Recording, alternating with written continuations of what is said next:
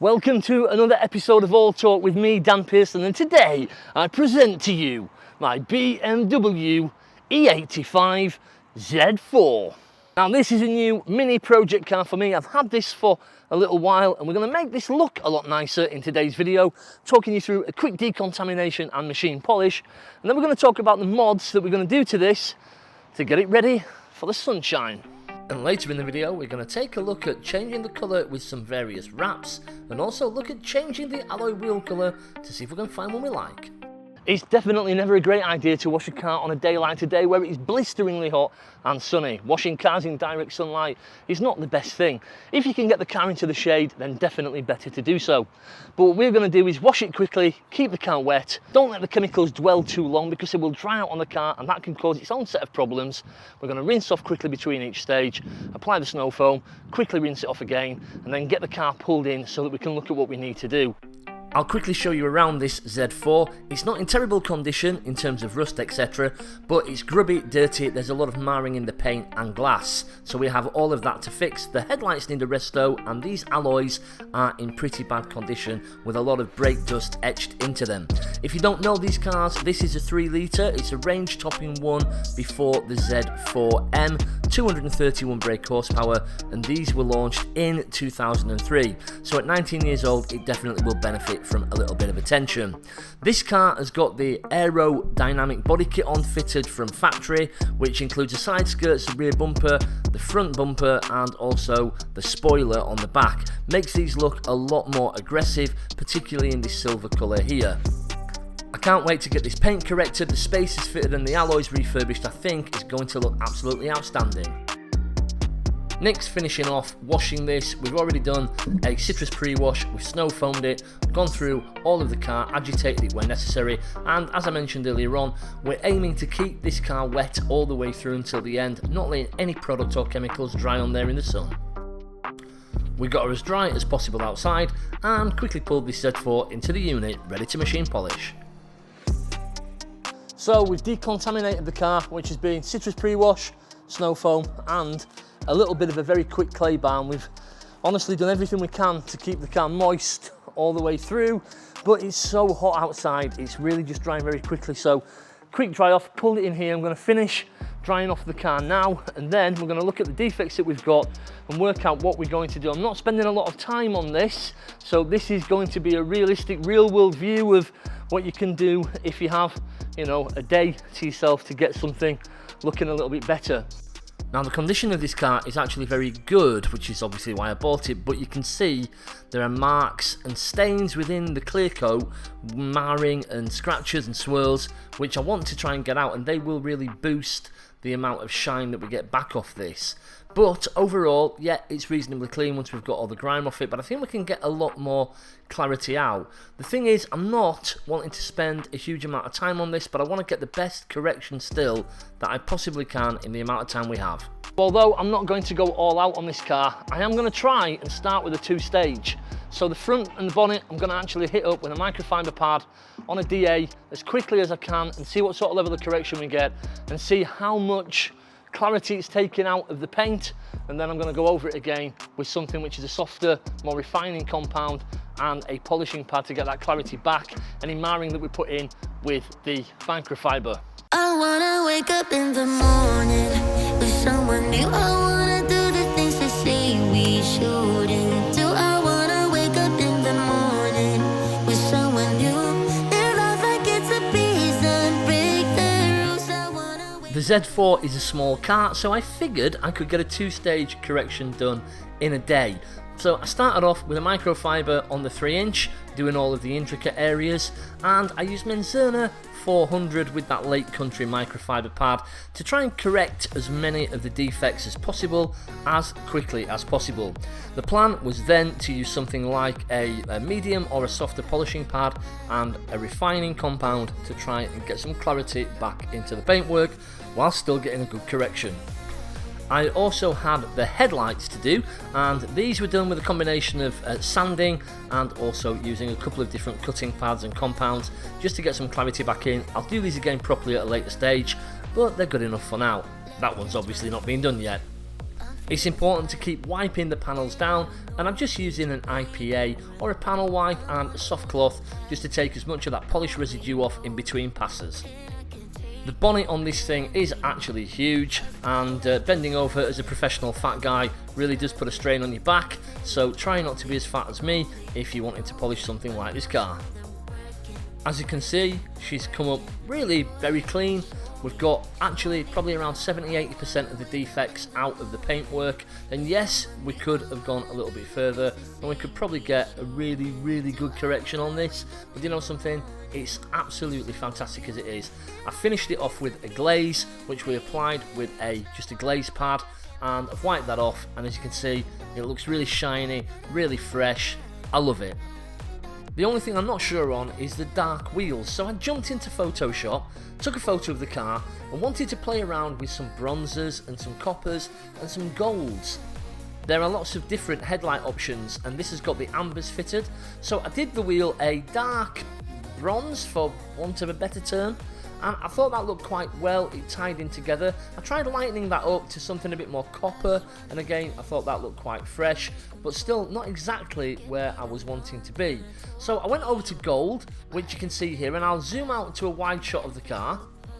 Now some people hated this, but I felt this was a really cool combination. It is controversial, but I jumped into the forums, and actually in the Z4 forums there were lots of people really like that colour combo. What do you guys think? Comment below, let me know if you really like the gold. Or is purple more your thing? This is pure 1990s max power alloy style. However, deciding that I really like the gold, I went back and actually put the gold wheels back onto the car and decided to try some wraps if I did a colour change. Now this I really quite liked, I thought that looked pretty stunning. I also tried some berry colours, I think this is mint. The hot pink, it's a strong colour, it's a bold choice, I kind of liked it. If you like it, comment below and let me know. But all of these blues and the Atlantis blues look pretty good, and this was a Porsche Riviera blue style colour with my own tweak to it. I played around with the alloy colour choice again to warm them up. I really like the look of that. I also put the purple alloys back on this, which again is probably stretching the bounds of creativity. But give this video a thumbs up if you like any of the colour choices that I've done so far. I took a few more photos of the Z4, and whilst waiting for Usher to get back with some spacers, I decided to crack on with another job. So that's enough photoshopping for now, but I've now jumped into the E36 328i Sport. First of all, I want to swap the Blaupunkt head unit that's in this car for another Blaupunkt head unit, which has got things like Bluetooth and audio streaming. This unit is just a CD player, and whilst the existing head unit sounds pretty decent, obviously it's a little bit inconvenient not having modern technology. It always makes me smile when I get the old school stereo removal tools out. It just takes me back to the 1990s, the amount of times that I would have had stereos in and out of whichever hot hatch I was driving at the time. And these things are still an absolute nightmare, actually getting them in and out and clicking these cages out. Yeah, you'll know my frustration if you've ever been there. So we've gone with the Valencia 200 DAB BT. Now this doesn't have a CD player, it does have streaming and Bluetooth and auxiliary input, and yeah, it's not the top of the range. This is an entry level thing, but it's 4x40 watts, and for now it's going to do the job perfect.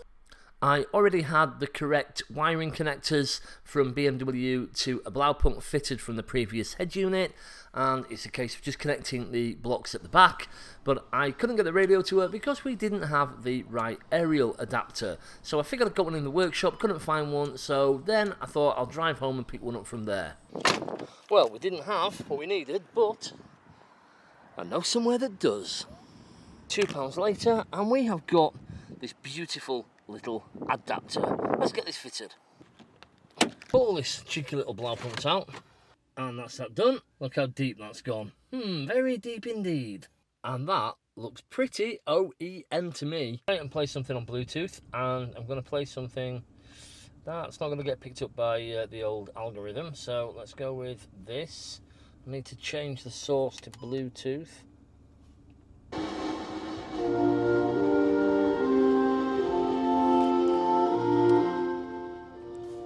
And we have liftoff. With Usher finally back, I figured I'd get these spacers on the Z4. However, having got a set of wheel spacers from Mr. Usher, unfortunately he didn't have the right type of extended wheel bolts. So it's off a new BMW, and the E85 has got the M12 wheel bolts. So I'm on my way now to G-Force in Middlesbrough, where hopefully these guys have got a set and I can get this E85 Z4 finished before sending those alloys off to get refurbished. If you are in the northeast, then G-Force Auto Styling is a big store in Middlesbrough that sells a huge range of alloy wheels, but also does window tinting and accessories. Literally hundreds of wheels on display. Fortunately, they had an extended set of bolts so we could get back to the unit and crack on with the Z4. Unfortunately, Nicola drove off with my unit keys, so it was a quick drive around the corner to Usher's unit, where I could actually get the spacers fitted. That's what it looks like now. Get this wheel knocked off, big hammer needed, and there's the BC coilovers, still looking quite fresh. The 20mm spacers definitely help to fill the arch a little bit more on the rear, and once we've got all of the spacers fitted, it was time to drop the car down and just make sure that we tightened up all of the wheel bolts. I will torque these to spec once I've actually tested the car out and made sure that everything's working okay. So we've got the spacers fitted, 20mm hub-centric spacers on the rear, which makes that car look wider and more squat. Could I have gone 25mm? Probably. A bit more stance. However, do you know something? It's made a big improvement. It's subtle, but it's a big improvement. And on the fronts, I've got a set of 15mm hub-centric spacers fitted. And again, I think that's probably perfect on the front. Any wider, we start to rub that arch if we drop the car any more. However, the dust shield on the front is catching and making a real noise. I've just taken this for a spin out on the road and it's terrible. So I've got to take that wheel off again, fix that problem, and then decide what else we do. I've also adjusted the coilovers on the front, so they're now set at their hardest settings. I've not done the rears yet, and I am going to do that too. Couldn't be able to get the gun out. Let's have a look and see what's going wrong here. The dust shield was wrecked, so running out of time we decided angle grinder, get it cut off. However, being a typical BMW, it wasn't quite that easy, and we ended up taking the caliper off. So taking a second look, I think we've got it right with the spacers. I think it sits really nicely. If we wanted to go lower, we'd end up potentially risking rubbing.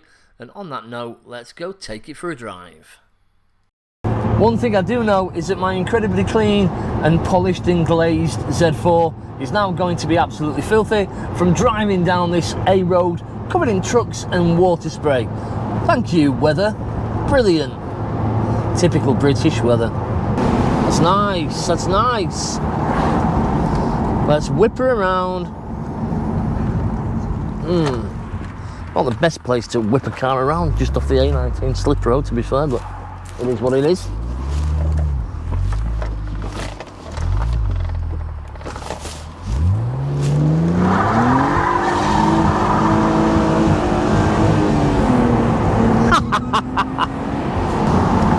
I think that the back of this needs firming up a little bit.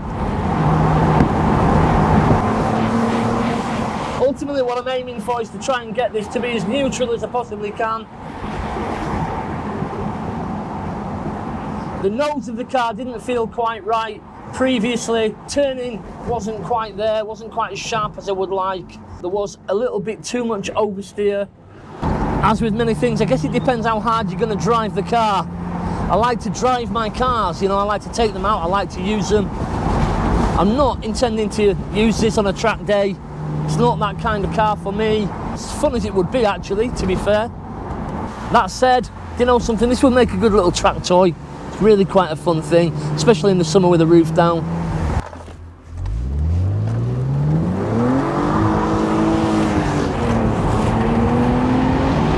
And back on the A road, this thing still feels very comfortable indeed, even on those hard settings.